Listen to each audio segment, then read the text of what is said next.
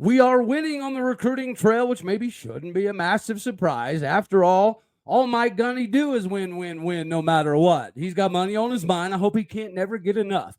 And every time he step into the building, everybody's hands go OSU, and they stay there unless you're Utah.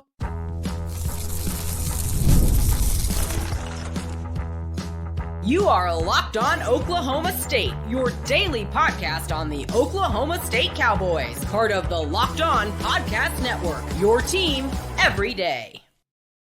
Howdy, y'all, and hello, all. Welcome back to Locked On Oklahoma State, your daily stop for all things cowboy and cowgirl related. My name is Cody Stovall. I want to thank you kindly for stopping by to make this your first listen. We're available on all of your podcasting platforms, visually as well on YouTube. Find me personally on X at AllDayOState. Today, we're partially brought to you by LinkedIn. We know it's a high-stakes crapshoot situation in hiring these days. Find the right people for your team faster and for free. Post your job today at linkedin.com/lockedoncollege. Terms and conditions apply. The terms and conditions that we're going to roll right into are the three new dudes that have committed to Oklahoma State. And if I were to do a classification of all of these three, right, I would say it's somebody that we covered a little bit previously that was on our wish list, right, in Jordan Covington, defensive end. And then you've got a new tight end who's got the size, but he doesn't exactly have the stats. And then you have another defensive end from on the other side of the country that I thought maybe was not going to get out of the state of Florida, or at least was going to be too good of a get, to make it all the way to Stillwater, Oklahoma. And I'll tell you what, ladies and gentlemen, if Gunnar Wilson was maybe the steal from last year's recruiting class, and I think it's safe to say that he might be because he just had a pick six yesterday. If he's that guy that was underrated, undervalued, underappreciated, and needed to come to Oklahoma State, well, then Alex McPherson is the exact same thing. I haven't reviewed the film study stuff today, right? But I did watch this film probably a couple months ago, and I'll be 100% honest with you. When I did so, right, the 6'4", 250-pound defensive end was good enough to not make it out of the state of Florida, whether it be Florida State or UCF or USF. He was just too good to make it all the way to Oklahoma, in my personal opinion. Well, thankfully, it appears as though I was wrong, and maybe I shouldn't have underestimated Brian Nardo. But I think more importantly, this is a direct reflection of the new D-line coach, Paul Randolph. Because to get somebody from IMG Academy, I do indeed believe this will be our first IMG Cowboy ever. Now, he's not currently rated, which is absolutely ridiculous because he did pick Oklahoma State over Michigan State, and Washington State, and Pitt, and Indiana.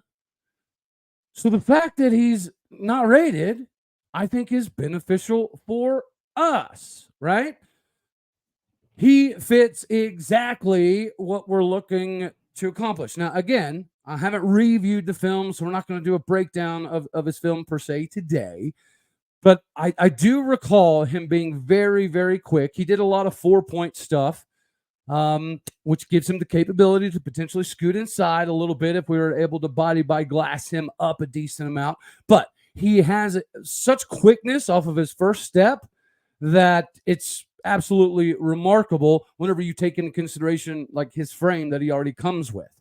He's going to be somebody that I think will end up getting a decent amount of stars. When that happens, who knows? It doesn't really even matter, right, when that does take place. But nonetheless, you've got somebody here that is going to be ranked and is going to be even more sought after than he is now. But I think the relationship between Brian Nardo and Paul Randolph is something that he's weighed heavily in this recruiting process. And then, of course, we have covered one of these fellas previously. So let's talk a little bit about the 6'6" tight end, Isaiah Butler-Tanner.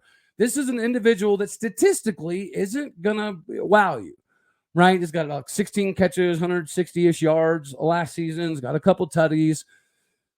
But this is more about, I think, what teams see his future being, right? He's a 3-star defensive line product out of the DFW area, Killeen, Texas. He's got offers from Texas Tech, Baylor, Houston, and he chose Oklahoma State. And again, at 6'6", 260 pounds, he's going to have the size that is necessary to do what we're looking for. And then you go look at the other tight end that we just got, Jordan. Jordan's like your quintessential athletic bad mama jamma that you need to find ways to get open and in space and part of the repertoire for the quarterbacks. I think Butler-Tanner might be a little bit more of a developmental style of guy. Whenever you look at the film, his blocking is amazing, right? He's really good at getting to the appropriate shoulder to seal an edge, whether it be inside, outside. When he does get the ability to seal outside and get to the second level, he does it with ease. There's several times where he takes out multiple people in the same play, right? He'll go hit a defensive end, hit a linebacker, and then go get a safety just for a little bit of extra added in fun. So the tenacity that he likes to play with is very visible. His ability in the blocking game is obviously on display 24/7. What he can do with the ball after he gets it is pretty daggone impressive. Therefore, if he's somebody that has secret level hands, which it appears as though he does, because on top of the schools we've already mentioned, he also was getting a lot of serious consideration just very recently from Alabama and Texas. So clearly he's doing something in these camps that show that whatever the stats may or may not be, it doesn't matter. This class is continuing to be one of the greatest of all time.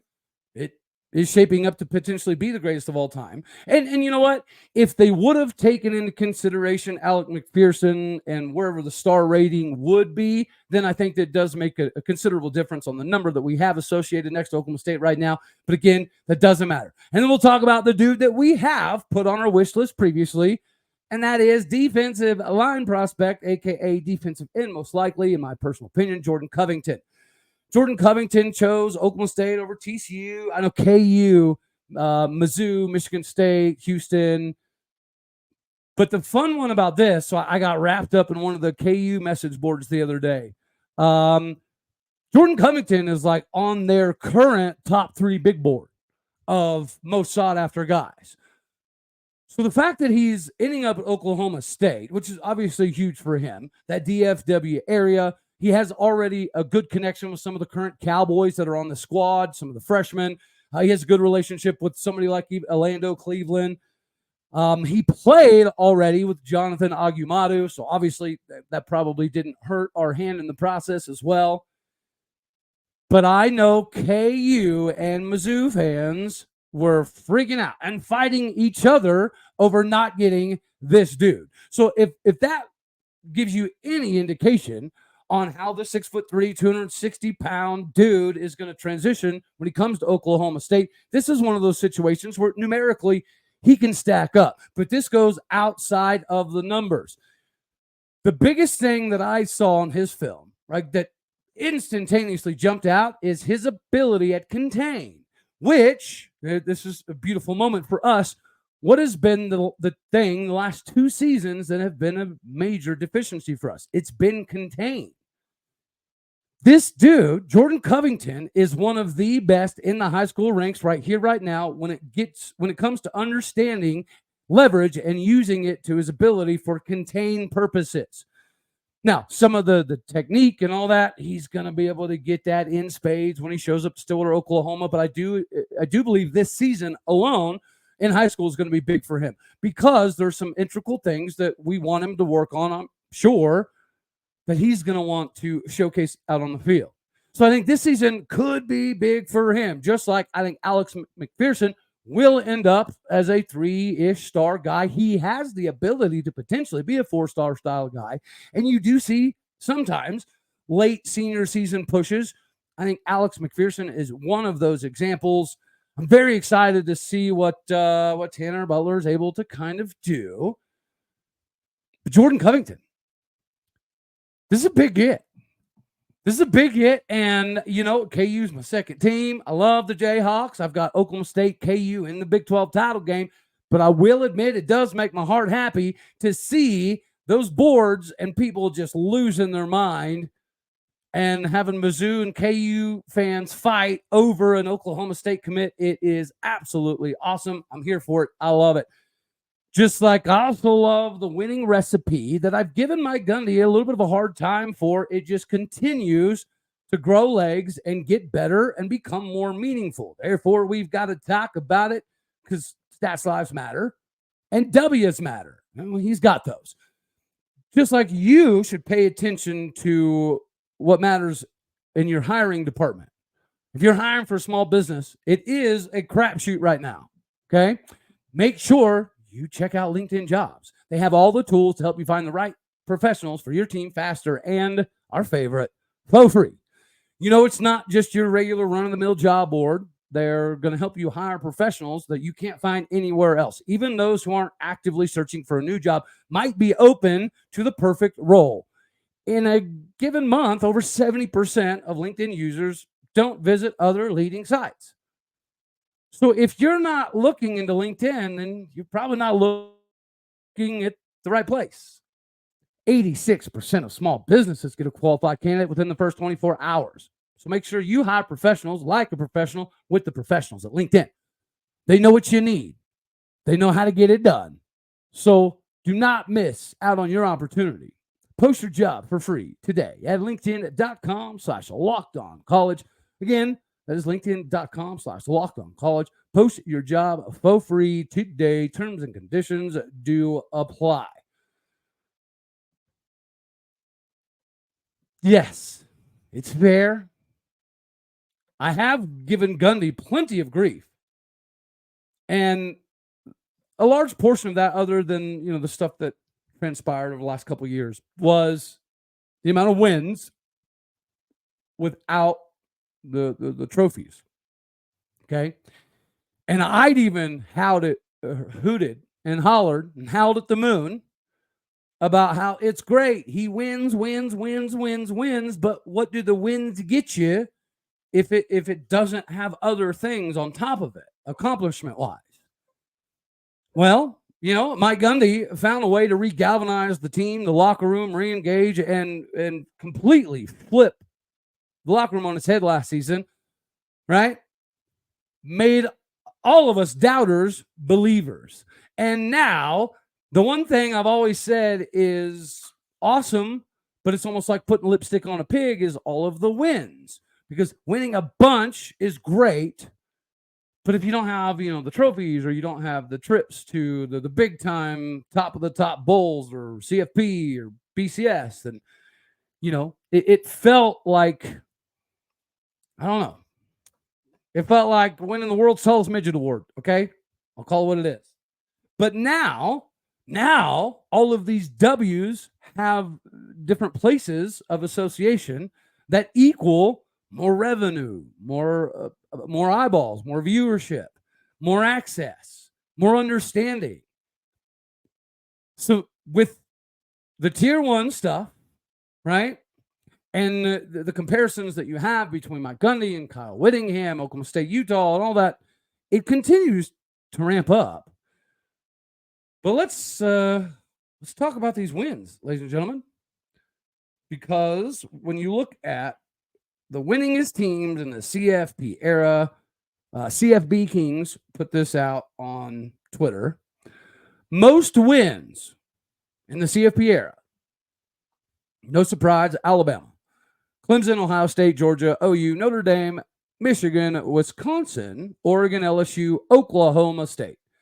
Then Iowa, Penn State, Washington, Utah, Florida State, TCU, Cincy, UCF, USC, NC State, BYU, Florida, K-State, Houston, A&M, Minnesota, and then the list keeps going and going. A little where's Texas is down there somewheres. Colorado's way down there somewheres. But you notice where we were. Mike Gundy has all of these wins that are now in this transfer, NIL, EA Sports era is starting to mean more. It's starting to be more beneficial. It's giving Oklahoma State more recognition, Oklahoma State more accessibility to dollar bills, which means obviously more NIL, which means he's doing his part there, even though he's reluctant to get involved with NIL in the beginning. It's almost like the old school Mike Gundy is now finding that he fits in maybe remarkably well. Because winning Big 12 titles is obviously crucial. But whenever you're a recruit and you look at this and you see Oklahoma State right there with Ohio State and Georgia and LSU and Oregon and Michigan and Notre Dame, it's going to mean something. And with the ACC having the troubles they are, this, ironically enough, is putting Mike Gundy in a prime position. And that's absolutely crazy to think. Because, again, a few years ago, he wanted no part of any of this NIL transfer. He didn't want nothing to do with it. Right? I mean, we were going to take transfers. We were going to be a part of it. But he purposely kind of stayed away from that stuff. Well, now that he's embraced it, that's one thing. Having a Heisman candidate, yeah, that's another thing. But then you have the EA Sports stuff, the Tier 1 stuff, and then you've got people all around the country freaking out because Oklahoma State and Iowa are up there, and Utah. And I understand the argument to some degree on Iowa, just like I understand the argument to Utah. And the argument with Utah is, as we've discussed previously, being pretty close to Mike Gundy in wins, being pretty close in percentages and bowl records and all that. Being pretty close to Mike Gundy is great until you take into consideration that most of that was with the Mountain West Conference. I mean, it's just not the same thing. But it's okay because we have a treat. Tomorrow, we're doing a crossover with Locked On at Utah. He sent me a message. I guess he caught the show the other day, or some of his peoples did. So we're gonna combine and have some fun tomorrow. Meanwhile, I have to give Mike Gundy a little bit more respect yet again. A few years ago, having all of these wins didn't really mean anything. It wasn't giving us anything. It wasn't gaining access to anything for us. It was just a cool thing to have at our disposal. But now, all of these wins have metrics that are now associated with, monetary values and exposure. The season of capitalization seems to be already starting. And I'll tell you, so yesterday we had an 11-on-11 scrimmage, and one of the biggest takeaways is the fact that this freshman class is significantly ahead of most of the other freshman classes we've possibly ever had. I mean, Tamarick Johnson looks good. Lando Cleveland looks like he's going to be a stud. David Kabongo's a bad mamma jam. Gunnar Wilson's out here taking pick sixes to the house. Our dude, Yamil Talib's out here getting some work going up against St. Flores as well. This young group is going to be sprinkled into the special teams, even if the objective was to redshirt them. Most of these dudes are probably not going to redshirt. I don't see I know it's super, super early, but with a very small sample size, everything is already looking up. This is not even mentioning Josh Ford, right? The Stiller high tight end that might have a legit argument to play some ace sets this season as a true freshman. This is a wild time. And I love the fact that I have to eat a little bit of crow. And now I cannot say Mike Gundy does a lot of winning, but he doesn't win the ones that always matter, which isn't exactly wrong. But all of this winning, now it matters more. It means more. And it has different different things attached to it. All right, before we move on over and talk about the new CFP playoff schedule, it's been put forth and kind of how it breaks down and all that fun stuff. So we'll close on that before we get ready to welcome Utah into the show. But first, it's capitalization season. We're capitalizing on the recruiting trail. Mike Gundy's going to capitalize now on all of these W's that continuously mean more and more and more and more. Just like you should capitalize with FanDuel. I know the Heisman thing is still a little bit of a difficulty, but it's summertime, right? It's baseball. This is my happiness season, but we still got NBA finals to worry about. Therefore, new customers are getting $200 back in bonus bets with any $5 winning bet. That is 200 bones back you can use on over-unders, player props, money lines, finals MVPs, who's going to jack the next home run out of the yard, and more by going to FanDuel.com/lockedon. Go there today. Add a big W, just like Mike Gundy, to your summer bucket list. Go to FanDuel. It is America's #1 sports book.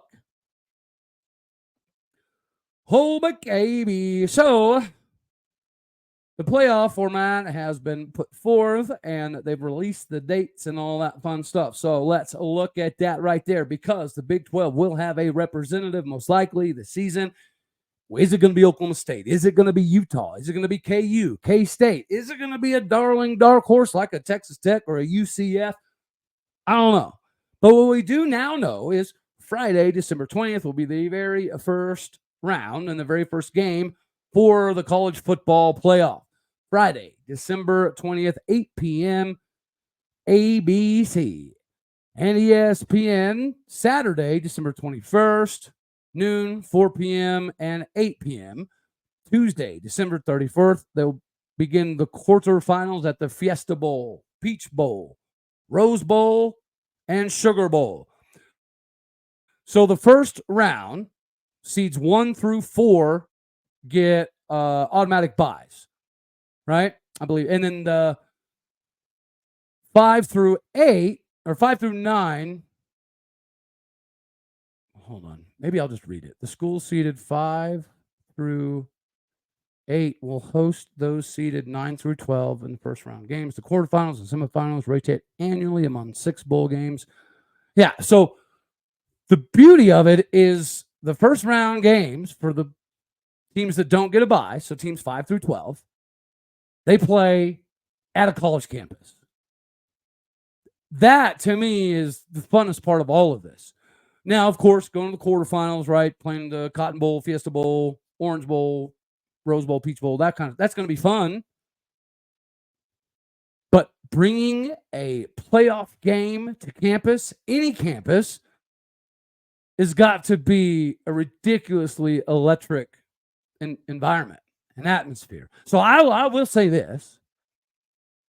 No matter what Big 12 team does make it, or hopefully there's multiple, but I don't care who it is, I'm probably going to go just because I want to feel that experience. Now, of course, I hope it's in Stillwater. Would you like one of the top 4-round buys? I kind of don't, right? Like, I kind of want like the 5 seed. There's no kind of, that's what I want. I want to see a CFP game in Boone Pickens Stadium. That's going to be an absolutely electric atmosphere. And you talk about bucket list style of moments.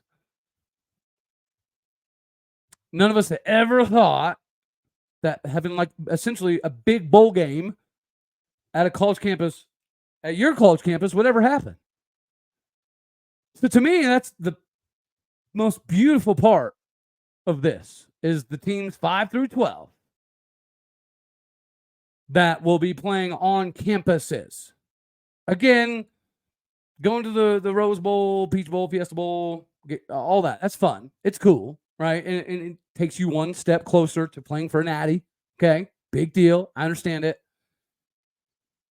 But you tell me down in the comment section, am I crazy for kind of hoping we don't get one of the first 4 seeds?